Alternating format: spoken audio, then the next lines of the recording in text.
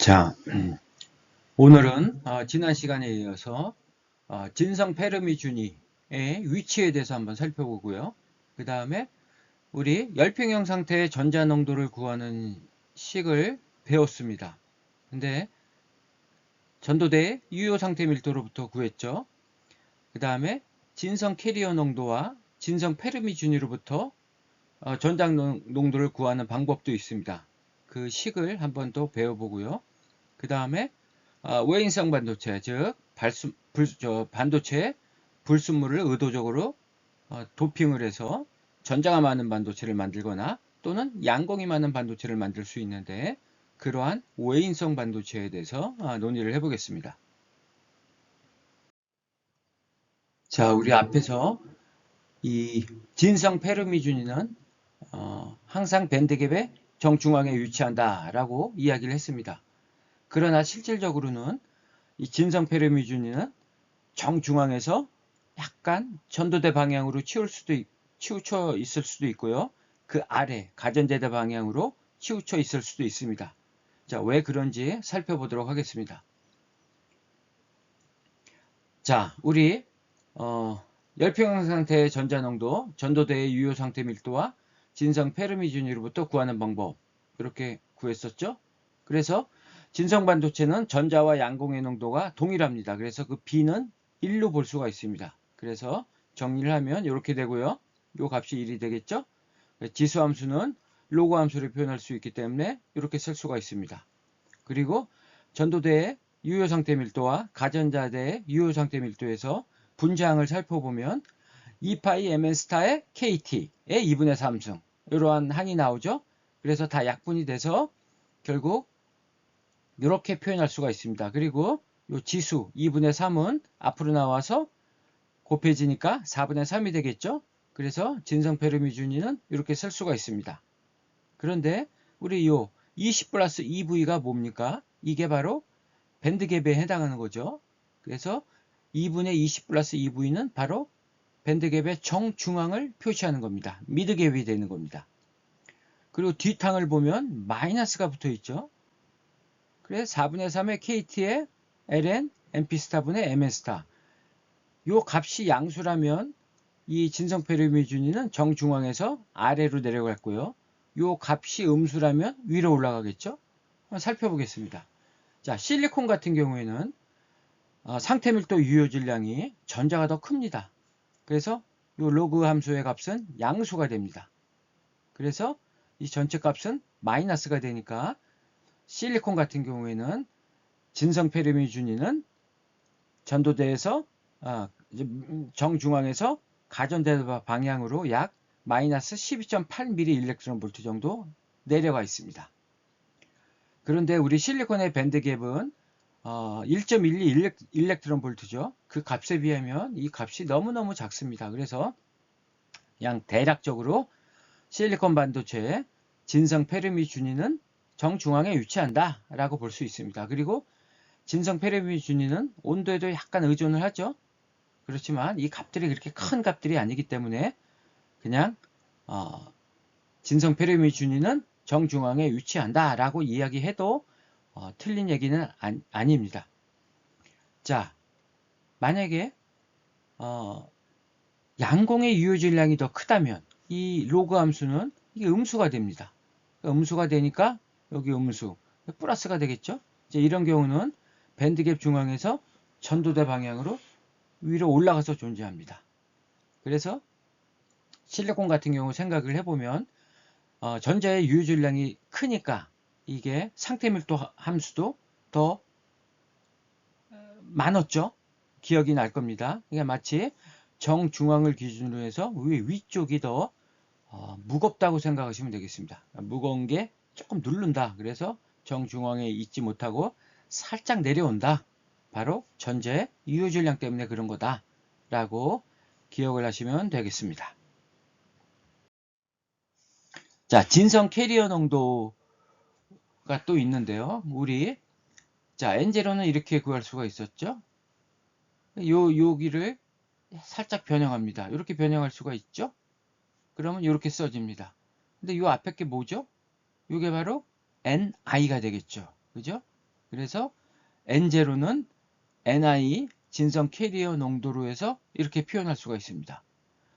이 식도 엄청 많이 씁니다. 어떻게 보면 이 식을 제일 많이 사용할 수 있다고 볼 수 있습니다. 진성 캐리어 농도로부터 전자 농도를 구하는 겁니다.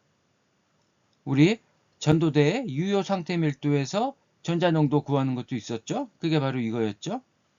이 식이 이렇게 변형될 수 있다는 겁니다. 양공도 동일하죠? 동일하게 계산하면 이렇게 됩니다. 그래서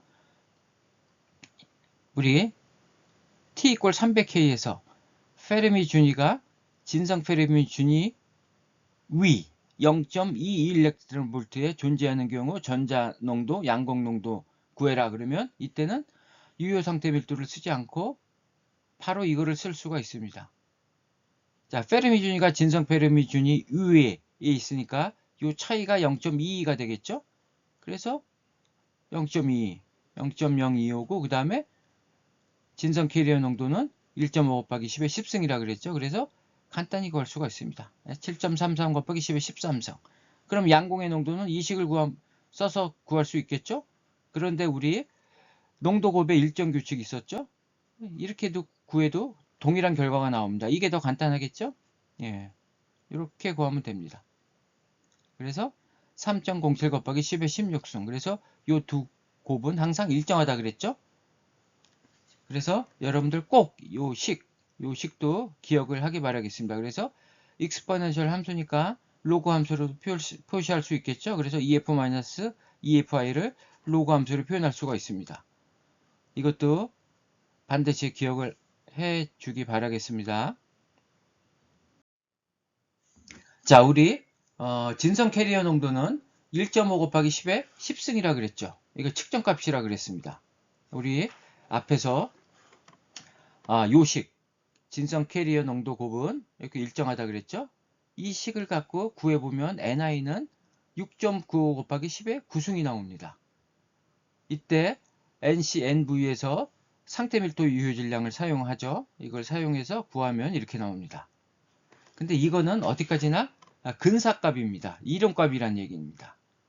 이거를 어떻게 유도를 했냐면 여러분들 앞에서 배운 거 기억하시면 상태 밀도 함수는 우리 3차원 무한전이 우물, 즉 파티클 이너 박스에 갇혀있는 전자로부터 우리 근사시켰습니다.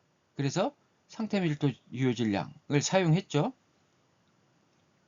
그런데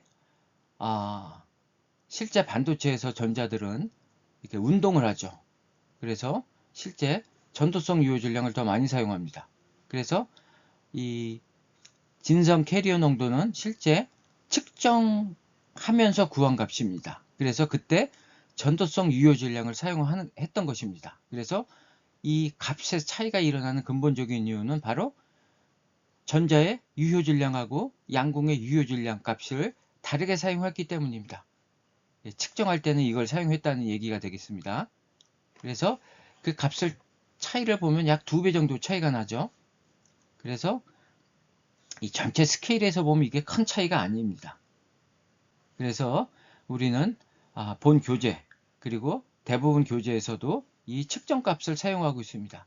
그래서 앞으로 실리콘의 진성 캐리어 농도는 측정값, 즉 1.5 곱하기 10의 10승 이거를 사용한다는 것을 기억하면 좋겠습니다. 자, 다음은 이제 오해인성 반도체. 이 오해인성 반도체는 이게 실질적으로 우리 반도체 대부분은 다 오해인성 반도체입니다. 진성 반도체라는 것은 어떤 반도체의 개념을 설명하기 위해서 나온 반도체고요. 이 진성 반도체는 사실 거의 부도체에 가깝습니다. 그래서 실질적으로 우리가 반도체 디바이스에서 사용하는 것은 대부분 다 오해인성 반도체다. 그래서 우리 모스펫 구조 앞에서 설명했죠. 우리가 궁극적으로 배울 디바이스가 되겠습니다. 이 디바이스 구조를 한번 설명했죠. 자, 여기 N+가 이렇게 존재합니다. 그죠? 이건 오해인성 반도체가 바로 N+ 반도체입니다. 그래서 우리가 앞으로 배울 거는 여기 보시면 자, 반도체의 물성 N+ 이거 배워야 되겠죠. 그래서 여기 N+하고 P타입 실리콘이 있죠. 그래서 N 플러스 P, PN 접합이 되겠습니다. 이거 PN 접합 배워야 됩니다. 그리고 여기 메탈이 있죠. 메탈하고 반도체의 접합이 있죠. 이걸 MS 접합이라 합니다. 그리고 요 세 층을 보면 이거 메탈이죠. 이거 옥사이드입니다. 그래서 MO, 그 다음에 여기 실리콘 S, MOS, 이게 커피시터입니다. 그래서 모스 커피시터, 이걸 배우고 그 다음에 마지막으로 모스펫, 이렇게 배우는 겁니다. 그래서 여러분들 차근차근 모스펫을 배우기 위해서 차근차근 지금 한 단계씩 공부를 하고 있는 겁니다. 자, 외인성 반도체라는 것은 의도적으로 반도체에 불순물을 이온 임플란테이션법으로 주입하는 겁니다. 그래서 실리콘 같은 경우에는 N타입 반도체를 만들기 위해서 포스포러스, 인을 주입하고요. 양공이 많은 반도체를 만들기 위해서는 보론을 주입합니다. 그래서 전자가 많은 반도체를 N타입, 전자가 많다 그래서 네거티브 타입, 그 다음에 양공이 많다, 플러스 차지가 많은 거죠. 그래서 포지티브 타입. 그래서 N타입 반도체 하면 전자가 많은 반도체, P타입 하면 양공이 많은 반도체, 이렇게 기억을 하시면 되겠습니다. 그리고 양공이 많은 반도체를 만들기 위해서는 3족 원소, 보론을 주입합니다. 왜냐하면 실리콘은 4족이죠. 보론은 3족입니다. 그러면 초회각 전자가 7개가 되겠죠. 원래 초회각 전자가 8개가 돼야지 안정한 상태라 그랬죠. 1개가 부족하죠. 그 1개가 부족한 상태가 바로 양공입니다. 그래서 보론을 주입하면 양공이 많은 반도체가 되고요. 그 다음에 포스포러스, 인을 주입하면 인은 5족이죠. 그러면 4족, 5족이니까 초회각 전자가 9개가 됩니다. 그래서 1개가 남습니다. 그 1개, 이 전자가 바로 전도전자, 바로 반도체에서 전류를 만들어내는 전도전자가 되겠습니다. 그래서 전자가 하나 많다. 그래서 이거는 N형 반도체를 만드는 불순물이 되겠습니다. 그래서 보통 도펀트라는 것은 이러한 보론, 포스포러스 이런 거를 도펀트라고 합니다. 그래서 대략적으로 10의 16승에서 10의 19승 단위 체적당 이 정도를 도핑을 하게 됩니다. 그럼 이게 굉장히 많은 양 같은데 실제 굉장히 작은 양입니다. 왜냐하면 실리콘의 원자 밀도 100 방향 5 곱하기 10의 22승이라 그랬죠. 여기에 비해서 16승이라는 것은 거의 100만 분의 1 수준입니다. 100만 개의 실리콘 원자당 1개 정도가 보론으로 취환이 된다는 겁니다. 굉장히 낮죠. 그리고 19승까지 많이 도핑을 한다 해도 벌써 1000분의 1입니다. 그죠? 그러니까 굉장히 아주 낮게 집어넣기 때문에 그래서 도핑이라는 용어를 씁니다. 그리고 이 전자들은 이 5족을 도핑하면 전자가 하나 남는다 그랬죠. 그래서 전자를 하나 어딘가에 줍니다. 그래서 도너라는 이야기를 쓰고요.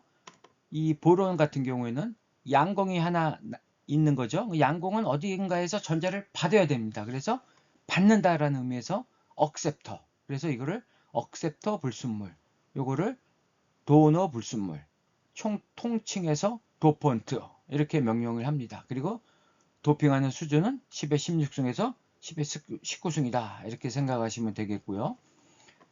자, 도너를 주입합니다. 그러면 그거를 ND로 표현합니다. 도너고요. N, 개수가 됩니다. 농도. 그래서 ND 하면 이거는 도너 불순물, 도너 원자의 농도를 얘기합니다. NA는 억셉터, 보론이라면 보론, 주입하는 보론 원자의 농도를 얘기합니다. 그리고 이러한 불순물들은 상온에서 대부분 완전 이온화가 됩니다. 그래서 전부 전도대로 전자들을 보낸다는 얘기가 되겠습니다. 보내고 자기 자신은 이온화가 됩니다. 상온에서. 그래서 이거를 완전 이온화가 되면 이거를 N0로 표현할 수 있습니다. 전도대로 다 보냈기 때문에 그냥 는 만큼 다 전자로 환원된다, 변한다. 그래서 N0로 쓸 수 있고요. NA는 P0로 그냥 쓸 수 있습니다. 는 만큼 100% 이온화가 되니까 다 양공이 되는 겁니다. 상온에서의 이야기입니다. 그래서 완전 이온화가 된다 그러면 ND는 N0. 근데 상온에서 완전 이온화가 되기 때문에 그냥 ND는 N0로 볼 수 있고 NA는 P0로 볼 수 있습니다.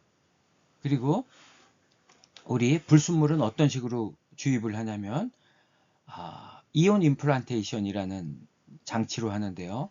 뭐 여기는 공정시간이 아니라서 자세히 다루진 않겠습니다만 공정시간에 이것은 여러분들 따로 배울 것입니다. 자, 이 포스포러스를 가속을 시킵니다. 가속을 해서 때려 넣습니다. 강제로 주입하는 겁니다. 그래가지고 실리콘 자리에 이 포스포러스나 보론을 집어넣습니다. 그 실리콘을 빼냅니다. 강하게 때려가지고 다메이지를 줘가지고 때려내는 거죠. 그래서 거기에 보론이 들어가고 포스포러스가 들어가고 하는 겁니다. 그리고 주입할 때는 우리 주입하고자 하는 부분만 이렇게 마스킹을 해가지고 주입할 수가 있습니다. 굉장히 아주 강력한 설비입니다. 그러면 빠진 실리콘은 어디로 갈까요? 그 실리콘을 빼내고 거기다 대체한 거니까 그 실리콘은 실리콘과 실리콘 격자 사이에 존재합니다. 그러니까 인터스티셜이라고 하는데요. 뭐 여기서 자세히 설명은 하지 않겠습니다. 인터스티셜로 위치하기도 하고요. 우리 앞에서 실리콘 원자 다이아몬드 구조 봤을 겁니다. 그거를 여러분 이제 방향을 틀어서 보면 이렇게 빈 공간들이 많아요. 그런 빈 공간에 그냥 실리콘이 떨렁 존재하기도 합니다. 이렇게 빼내는다는 것을 꼭 기억하시면 되겠습니다. 그래서 치환해서 들어간다. 그리고 이 임플란테이션을 하고 나면 굉장히 그 격자에 다미지를 줍니다. 왜?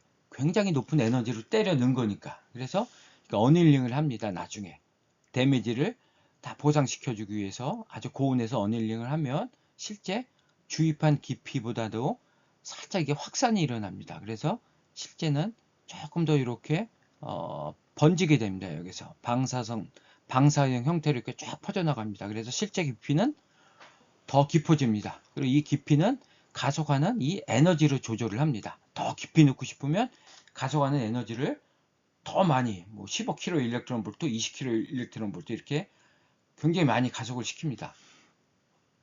깊이는 가속하는 그 가속 전압으로 조절한다는 거 기억하시면 되겠고요. 그리고 이 주입 깊이는 대략 반도체에서 이 모스펫 같은 경우 한 0.2 마이크로 정도가 됩니다. 0.2에서 0.3 정도 되는데요. 이 깊이가 매우 중요합니다. 이 깊이가 얕을수록 좋은데요. 이제 그거는 우리 모스펫에서 다시 설명할 겁니다. 그래서 이 임플란테이션 공정이라는 것은 굉장히 중요합니다. 반도체의 특성, 성능을 좌우할 수 있기 때문입니다. 여기에서는 공정 시간이 아니기 때문에 이 정도로 이해하시고요. 꼭 기억해야 할 것은 실리콘 자리에 이거를 집어넣는다. 보론하고 포스포러스를 집어넣는다. 그리고 실리콘은 인터스티셜로 대부분 들어간다. 그리고 열 처리를 한다. 이 정도만 알고 계시면 되겠습니다. 그래서 오늘 강의는 여기까지 하고요. 다음 시간에는 이제 이 외인성 반도체, 이 도너, 억셉터들이 이제 밴드갭 내에 막 준위를 만들어냅니다. 그리고 왜 완전 이온화가 되는지, 우리 상온의 열 에너지는 25.9 mV 볼트인데요. 이 포스포러스의 이온화 에너지는 45 mV 볼트입니다. 근데 상온에서 다 이온화 된다고 하는데 그 의미는 무엇인가? 뭐 이런 것들을 다음 시간에 배우도록 하겠습니다. 자, 오늘 강의는 여기서 마치도록 하겠습니다.